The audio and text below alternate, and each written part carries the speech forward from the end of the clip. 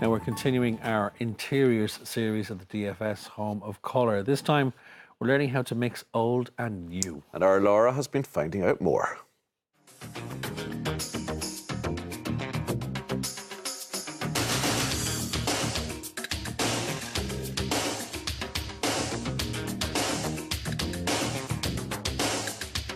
We're here at the DFS Home of Colour today, where the KLD team have been hard at work, and I've got Roisin Lafferty with me now, leading interiors expert. You've been a busy bee, Roisin, and some wonderful examples of the latest interiors trends here today. Hi, Laura. Yes, my team, my fabulous team, have been working very hard to get this all together. This was very much a celebration of colour, and it's fun and playful, and that's what it's meant to be about. Today we're turning our attention to the living room. How important is it to create a living space, Roisin, that reflects our personality?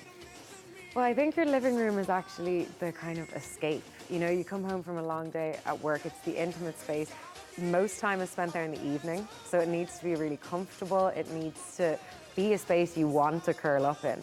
So often people will try to make a space very bright and think that they need to go with kind of softer colours, but actually warmer, darker colours work great. They create an intimate environment. And what about the walls? Because you've really paid a lot of attention to artwork here at the DFS Home of Colour. How important are paintings, drawings, abstract pictures? Artwork is, again, like colour, it's completely personal, and it's such a personal representation. Here we got to work with Jill and Jill. I'm obsessed with their work. But to bring in some kind of vibrance, but also scale. It's a great way to add impact and drama to your walls. When we're talking about a living space, that is the one space that we'll usually throw a whole load of family photos around. And that's important to have that personal touch, isn't it? Absolutely. Your home is your home. It should reflect your experiences. It should reflect your adventures, your travels. So I would encourage people to blow up their photographs, get them framed, even kind of sentimental things, whether it's hanging a rug, hanging scarves, things that have kind of personal fond memories evoke that lovely kind of familiarity. Now, of course, we are talking about wonderful sofas here. We're sitting on a fabulous Chesterfield. This would be an old sofa, and yet it's got a huge surge in popularity over the last couple of years. Absolutely. The Chesterfield is a classic, and I think what's so lovely about this one, the Palace, is there's quite a femininity to the shape. So Chesterfield can sometimes be quite masculine, you know, it's that old library, but this is with such a beautiful soft blush pink velvet. It's quite pretty and elegant, and also super comfortable. Will this work in a modern home, a contemporary space, a rental property? It's more fitting for a Georgian period home, surely. No, I actually think it works brilliantly. It's that lovely juxtaposition. Like, we're in such an industrial space here, and it adds that lovely bit of kind of opulence. I do love this DFS version of the Chesterfield, the Palace. Yes. But it's not to everyone's taste, so what else is on the market? There's so many different shapes and sizes. Let me show you one thing that's quite different, the Fliss. It's very vibrant.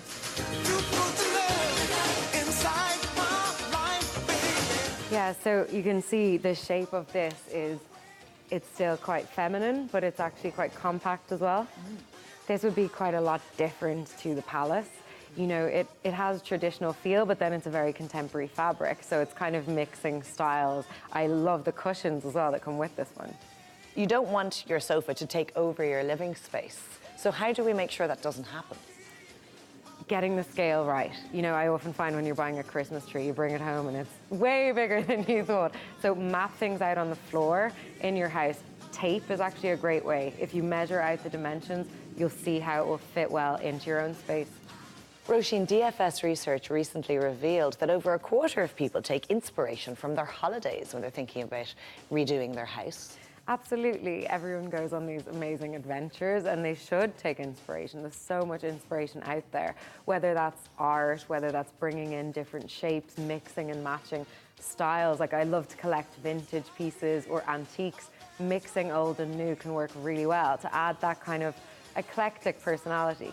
Final tips, Roisin, when you're thinking about doing up your living room.